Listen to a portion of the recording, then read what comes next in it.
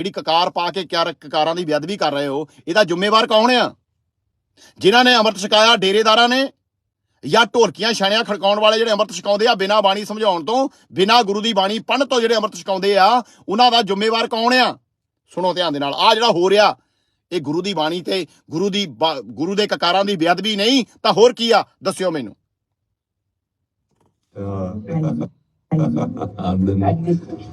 ਪ੍ਰਵਚਨ ਸੁਣਦੇ ਹੈ ਜੀ ਅਤੇ ਮੈਂ ਵੈਸੇ ਤਾਂ ਬਹੁਤ ਜ਼ਿਆਦਾ ਮਨ ਚ ਬਲਬਲਾ ਸੀ ਤੁਹਾਡੇ ਨਾਲ ਗੱਲ ਕਰਨੇ ਦਾ, ਪਰ ਤੁਸੀਂ ਬਿਜੀ ਸੀਗੇ ਅੱਜ, ਕਿਉਂਕਿ ਨਾ ਮੈਂ ਬਚਪਨ ਤੋਂ ਹੀ ਆਪ ਕਕਾਰਾਂ ਦੀ ਬੇਅਦਬੀ ਨਹੀਂ ਗੁਰਦਿੱਤੀ ਉਸੇ ਨਾਲ ਜੁੜਿਆ ਵਾ। 5 ਸਾਲ ਦੀ ਉਮਰ ਤੋਂ ਜੋ ਵੀ ਹੁਣ ਗੁਰੂ ਸਾਹਿਬ ਦੀ ਕਿਰਪਾ ਨਾਲ ਮੈਂ ਕਿਰਤੀ ਚਮੜਾ ਰੰਗਣ ਵਾਲਿਆਂ ਦੇ ਘਰ ਮੈਂ ਜੰਮਿਆ। ਹੁਣ ਮੈਨੂੰ ਦੱਸੋ, ਤੁਹਾਡੀ ਤਾਂ ਮੇਰੀ ਬਰਾਬਰੀ ਕਿੱਦਾਂ ਬਣੂਗੀ? ਤੁਸੀਂ ਅੰਮ੍ਰਿਤ ਛਕਿਆ ਹੋਇਆ, ਮੈਂ ਗੁਰੂ ਸਾਹਿਬ ਦੀ ਬਾਣੀ ਪੜ੍ਹੀ ਹੋਈ ਆ। ਹੁਣ ਜਦੋਂ ਮੈਂ ਤੁਹਾਨੂੰ ਕਹਿੰਦਾ ਗੁਰੂ ਸਾਹਿਬ ਏਦਾਂ ਕਹਿੰਦੇ ਆ, ਤੁਸੀਂ ਮੋਰੇ ਮੈਨੂੰ ਕਹਿੰਦੇ ਤੂੰ ਤਾਂ ਸਿੱਖ ਹੀ ਨਹੀਂ। ਇਹੋ ਹੀ ਗੱਲ ਜਦੋਂ ਕਬੀਰ ਸਾਹਿਬ ਕਹਿੰਦੇ ਸੀ ਬ੍ਰਾਹਮਣ ਨੂੰ, ਕਬੀਰ ਸਾਹਿਬ ਸਵਾਲ ਕਰਦੇ ਸੀ, ਤੂੰ ਬ੍ਰਾਹਮਣ ਕਿਉਂ? ਤੂੰ ਬ੍ਰਾਹਮਣ ਆ ਕਿਉਂਕਿ ਤੇਰੇ ਜਨੇਊ ਪਾਇਆ ਹੋਇਆ। ਹੁਣ ਮੈਂ ਤੁਹਾਨੂੰ ਸਵਾਲ ਕਰਦਾ ਕਿ ਤੁਸੀਂ ਸਿੱਖ, ਬਿਨਾਂ ਬਾਣੀ ਸਮਝਣ ਤੋਂ ਸਿੱਖ, ਬਿਨਾਂ ਗੁਰੂ ਗ੍ਰੰਥ ਸਾਹਿਬ ਦੀ ਬਾਣੀ ਪੜ੍ਹਨ ਤੋਂ, ਬਿਨਾਂ ਸਮਝ ਤੋਂ ਤੁਸੀਂ ਸਿੱਖ, 5 ਕਕਾਰ ਪਾਏ ਹੋਏ ਆ। ਹੁਣ ਮੈਨੂੰ ਦੱਸੋ, ਮੈਂ ਬਾਣੀ ਪੜ੍ਹਨ ਵਾਲਾ, ਤੁਹਾਡੀ ਤਾਂ ਮੇਰੀ ਬਰਾਬਰੀ ਕਿੱਦਾਂ ਬਣੂਗੀ? ਗੁਰਬਾਣੀ ਦੀ ਪੰਕਤੀਆਂ ਮੈਂ ਆਪਣੇ ਹੱਥਾਂ ਦੇ ਨਾਲ ਲਿਖ ਕੇ ਤਿਆਰ ਕਰੀ।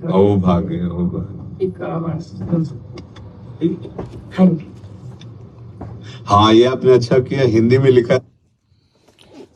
ਜਾਣੀ ਕਿ ਹੁਣ ਗੁਰਮੁਖੀ ਭਾਸ਼ਾ ਨੂੰ ਛੱਡ ਕੇ ਜਿਹੜਾ ਸਿੱਖਿਆ 5 ਕਕਾਰੀ ਆ ਉਹ ਹਿੰਦੀ ਦੇ ਵਿੱਚ ਲਿਖ ਕੇ ਦਊਗਾ। ਵੀ ਕਹਿਣ ਦਾ ਮਤਲਬ ਵੀ ਅੱਜ ਕੱਲ੍ਹ ਸਿੱਖ ਵੀ ਗੁਰਮੁਖੀ ਭਾਸ਼ਾ ਨੂੰ ਛੱਡ ਕੇ ਹਿੰਦੀ ਲਿਖਣਗੇ। ਜਾਣੀ ਕਿ ਇਹ ਸ਼੍ਰੋਮਣੀ ਕਮੇਟੀ, ਪ੍ਰਬੰਧਕ ਕਮੇਟੀ ਜ਼ਿੰਮੇਵਾਰ ਹੈ ਇਹਨਾਂ ਚੀਜ਼ਾਂ ਦੀ। ਹੁਣ ਮੈਂ ਜਿਹੜੇ ਸ਼੍ਰੋਮਣੀ ਕਮੇਟੀ ਵਾਲੇ ਆ, ਜਿਹੜੇ ਤਖਤਾਂ ਨੂੰ ਚਲਾਉਂਦੇ ਆ, ਜਿਹੜੇ ਸਿਸਟਮ ਨੂੰ ਚਲਾਉਂਦੇ ਆ, ਹੁਣ ਤੁਸੀਂ ਤਾਂ ਬਣ ਗਿਆ ਸਿੱਖ, ਬਿਨਾਂ ਬਾਣੀ ਸਮਝਣ ਤੋਂ, ਸਾਹਿਬ ਸ੍ਰੀ ਗੁਰੂ ਗ੍ਰੰਥ ਸਾਹਿਬ ਦੀ ਬਾਣੀ ਨੂੰ ਬਿਨਾਂ ਸਮਝਣ ਤੋਂ ਤੁਸੀਂ ਬਣ ਗਿਆ ਸਿੱਖ। ਜਿਹੜੇ ਸਾਹਿਬ ਸ੍ਰੀ ਗੁਰੂ ਗ੍ਰੰਥ ਸਾਹਿਬ ਦੀ ਬਾਣੀ ਨੂੰ ਪੜ੍ਹ ਕੇ ਅਜੇ ਸਿੱਖ ਬਣਨ ਦੀ ਤਿਆਰੀ ਕਰ ਰਹੇ ਆ, ਉਹਨਾਂ ਨੂੰ ਤੁਸੀਂ ਸਮਝਦੇ ਕੀੜੇ ਮਕੌੜੇ।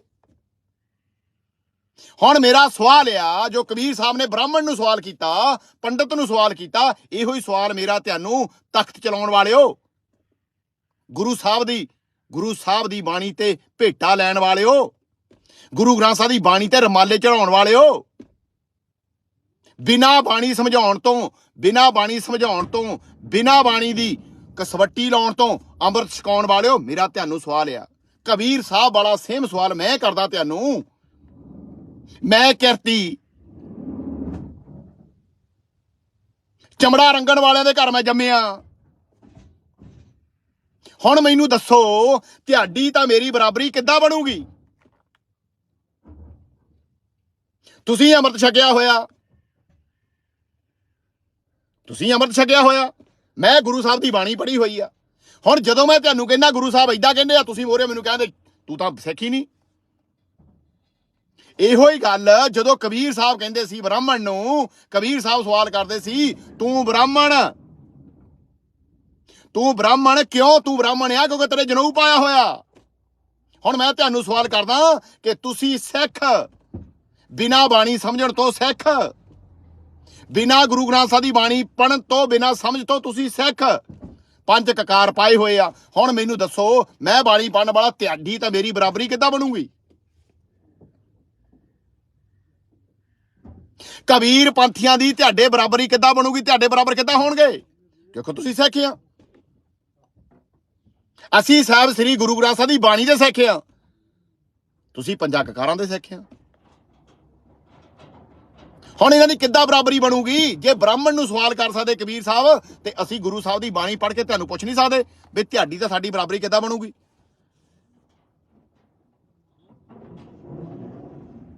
ਜਾਂ ਤਾਂ ਫਿਰ ਤੁਸੀਂ ਗਲਤ ਦਿਸ਼ਾ ਗਲਤ ਫੜੀ ਹੋਈ ਆ, ਜਾਂ ਅਸੀਂ ਫੜੀ ਹੋਈ ਆ। ਜਿੰਨਾ ਚੱਕ ਟੇਬਲ ਟਾਕ ਨਹੀਂ ਕਰਦੇ, ਵਿਚਾਰ ਨਹੀਂ ਕਰਦੇ, ਉਹਨਾਂ ਚੱਕ ਪਤਾ ਕਿੱਦਾਂ ਲੱਗੂ?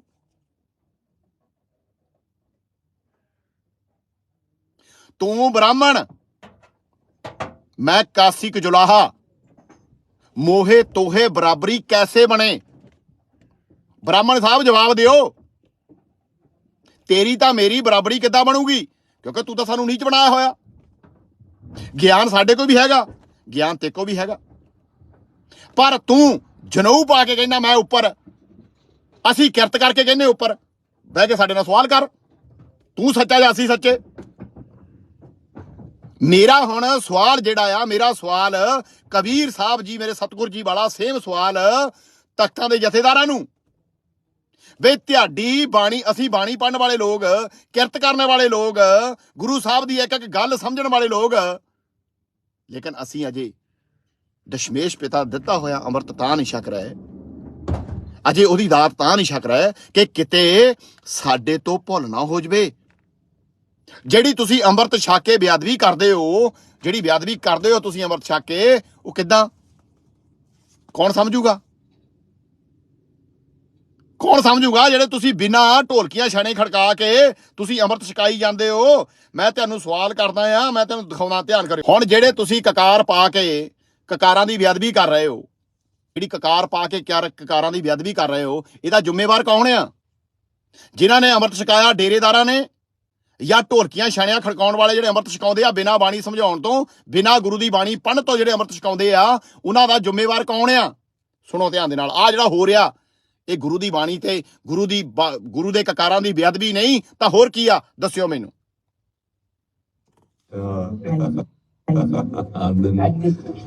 ਪ੍ਰਵਚਨ ਸੁਣਦੇ ਹੈ ਜੀ जी ਅਤੇ ਮੈਂ ਵੈਸੇ ਤਾਂ ਬਹੁਤ ਜ਼ਿਆਦਾ ਮਨ ਚ ਬਲਬਲਾ ਸੀ ਤੁਹਾਡੇ ਨਾਲ ਗੱਲ ਕਰਨੇ ਦਾ, ਪਰ ਤੁਸੀਂ ਬਿਜੀ ਸੀਗੇ ਅੱਜ, ਕਿਉਂਕਿ ਨਾ ਮੈਂ ਬਚਪਨ ਤੋਂ ਹੀ ਆਪ ਕਕਾਰਾਂ ਦੀ ਬੇਅਦਬੀ ਨਹੀਂ, ਗੁਰਦਿੱਤੀ ਉਸੇ ਨਾਲ ਜੁੜਿਆ ਵਾ।